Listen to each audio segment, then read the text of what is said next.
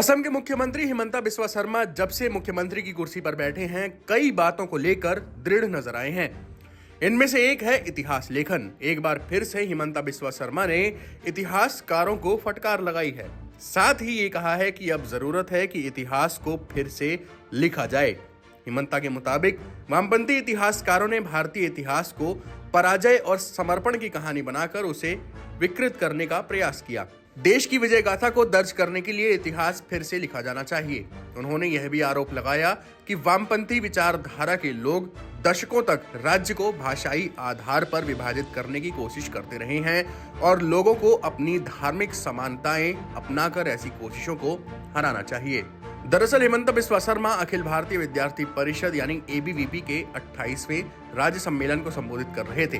हिमंता ने कहा, वामपंथियों ने हमेशा हमारे इतिहास को विकृत करने की कोशिश की है, क्योंकि वह भारत को पराजित समुदाय के रूप में दिखाना चाहता है।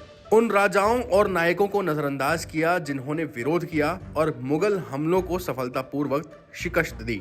उन लोगों ने केवल उनके बारे में लिखा जो पराजित हुए। असम के मुख्यमंत्री ने गुरु गोविंद सिंह, छत्रपति शिवाजी, दुर्गादास राठौर और लंचित बुरफुकान के उदाहरण दिए, जिन्होंने मुगल सेनाओं के खिलाफ सफल अभियान चलाया। उन्होंने आरोप लगाया कि वामपंथी इतिहासकारों ने इतिहास लिखते समय उनके कामों के व्याख्यान को छोड़ दिया। सीएम ने वामपंथी बुद्धिजीवियों पर असम के लोगों को भाषाई आधार पर बांटने का भी आरोप लगाया, क्योंकि राज्य में कई भाषाएं बोली जाती हैं। भाषा एक महत्वपूर्ण तत्व है, लेकिन यह किसी समुदाय और धर्म की इकलौती पहचान नहीं हो सकती। साथ ही इतिहास भी समान रूप से अहम भूमिकाएं निभाता है। भाषा तभी जीवित रहेगी जब हमारा धर्म और संस्कृति जीवित रहेगी।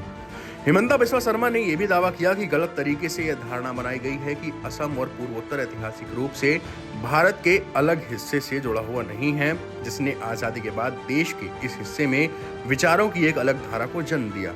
हम अब असम में विशेष भौगोलिक और राजनीतिक चरण में हैं। हमारे सामने कई चुनौतियां हैं और हमें इतिहास की सही समझ के साथ इनसे निपटना होगा।